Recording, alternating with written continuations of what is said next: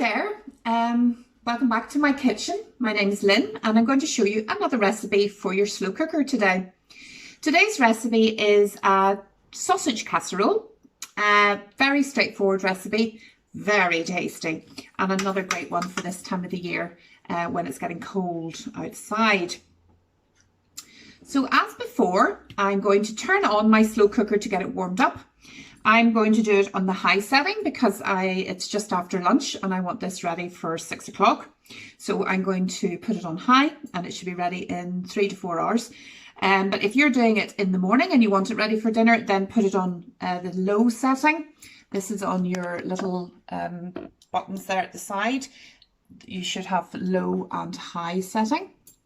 So then put it on a low setting if you're wanting to cook your casserole all day.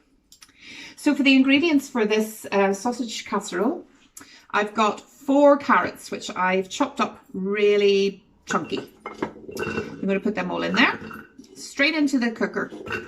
And then I have got 2 onions, which again, I've just cut very chunky.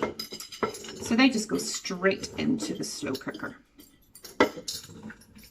Lovely.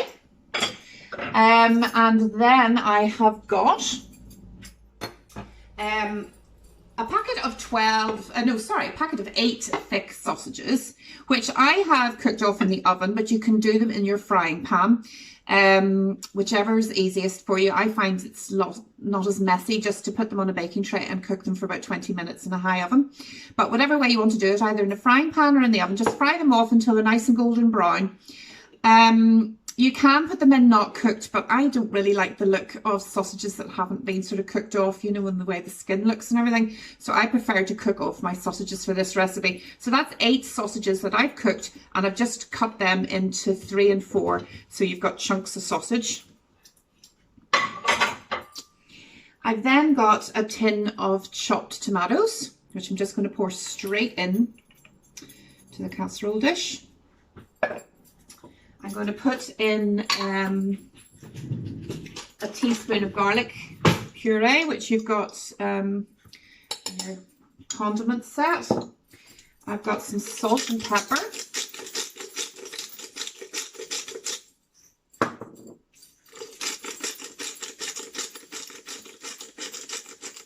And then 1 tablespoon of tomato puree, which, personally speaking, don't dirty the spoon, just give it a good squirt. So 1 tablespoon of tomato puree. And then I've got some herbs, a teaspoon of herbs, dried herbs, that's dried mixed herbs goes in. Now, if you are maybe a little braver than I am, but if your family likes a little bit of spice in their casserole, then just add a few, now not too many, just a few flakes of chili, which I'm going to do because it just spices it up nicely. But if you don't like it, don't add it. There's no issue. And then I've got one beef stock cube made up to 250 mils with boiling water. I'm going to add that in. And then I'm just going to have a look and let you have a look inside here and see just the mixture. So I'm just going to give it a good stir.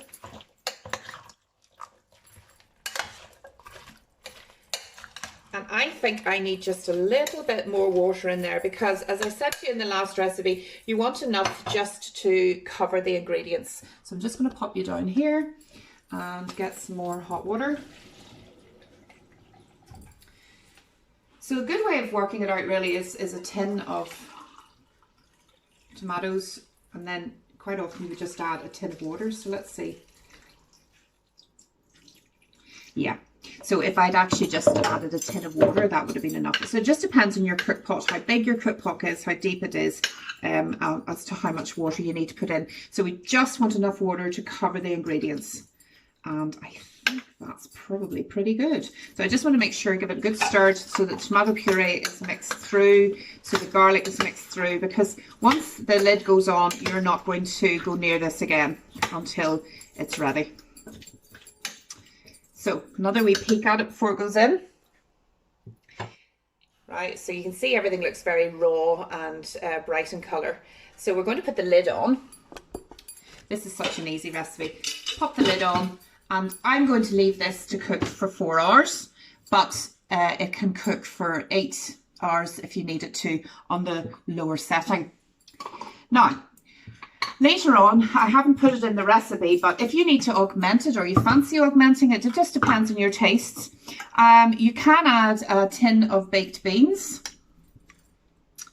to the recipe with maybe about half an hour to go, so that the beans cook right through your casserole, and also that, you know, the flavour can develop.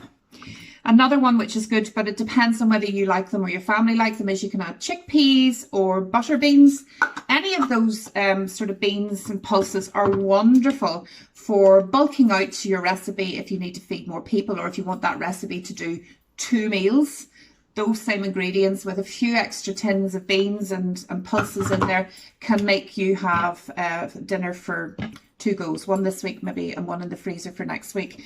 So, you know, for the price of 27p, I think I got those for, you can really make the meal go that bit further. You can also add things like tinned sweet corn, or some red pepper or courgette. Depends on what you like and what your tastes are, but this is a good basic sausage casserole recipe that I've given you, but don't be afraid to augment it to what you like. And I'm hoping to serve this with a nice crusty bread, or even just loaf bread and butter, nothing like it. So I'll come back to you in 4 hours and show you what the casserole looks like. Until then, keep busy. Well, I don't know about you, but I'm absolutely starving. This casserole has been cooking away for about 4 hours now, and the smell through the kitchen and the house is just driving me mad, and I am ready for my dinner. So I'm going to take a wee look inside and see what's going on. And I'll just bring the camera over to have a wee look. So as you can see, bubbling away at the sides, the vegetables are all lovely and soft and well cooked through. The sausages were cooked before they went in, so they'll just have softened up during the cooking period and added some more nice flavour. So as I said earlier, you don't have to add anything else in. I just love adding some beans or chickpeas or butter beans, tin of sweet corn or whatever. So I'm going to add in this tin of baked beans. Make sure I get a wee spoon that I can do. So I'm just going to pour the whole lot in. Now you can do this with about half an hour to go. It might even take that long to heat up. But you really just wanted those beans to heat up right through your stew. Oh my goodness, that looks so good. I'll let you have another wee look. So as you can see now, there's beans through that. And that's just adding some more lovely tomatoey flavours to your sausage stew, because obviously the beans are in like a tomato sauce. And as you can see, this is going to feed at least 4, if not 6 or 8. So, I mean, this is 2 dinners you've cooked this afternoon. And wow, yum. Hope you're as excited as I am. Now, some of you might think that the juices are a wee bit thin, so again, you can use your gravy granules. It's just a wee cheat to, that's all I've got left in that box, a wee cheat to thicken up the juices. And I'm going to just taste it again to make sure there's enough salt and pepper. Let's have a wee taste.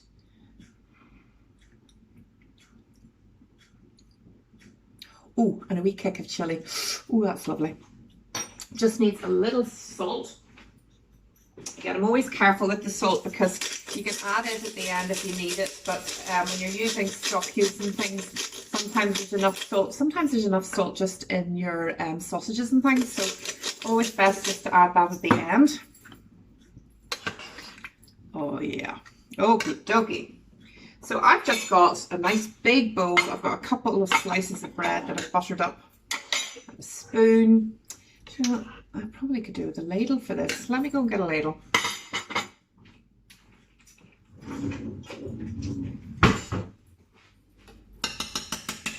Excuse my dinosaur spoon, my dinosaur ladle. It's rather funky. Let's see now. Oh, yeah. It's just gorgeous. So It's sort of like a soup cum stew. So you know, you can eat it with bread, and I've made a right mess like that. Tidy that up. You can eat it with bread, crusty bread, just ordinary loaf bread buttered up. Or you can eat it with potatoes or pasta. Even rice is lovely with it. So I'm just going to let you see what it looks like.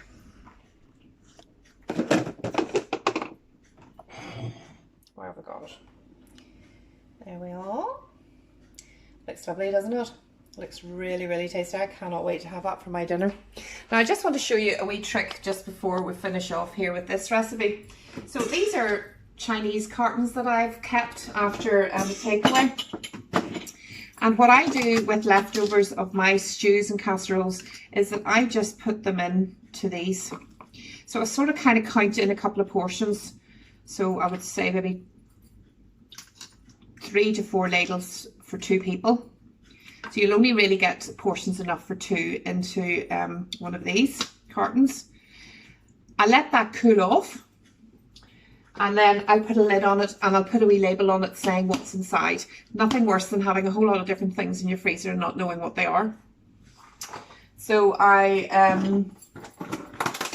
have enough here to do a good couple of dinners. Just make sure you've got enough sausage for each person. And there we go. So you just fill it up like you would when you get it from the Chinese, all filled with Chinese. And don't put it in the freezer when it's hot, because that will take the temperature of your, raise the temperature of your freezer, and that's not a good thing to do. So let those cool down, put a label on them, and then pop them in the freezer.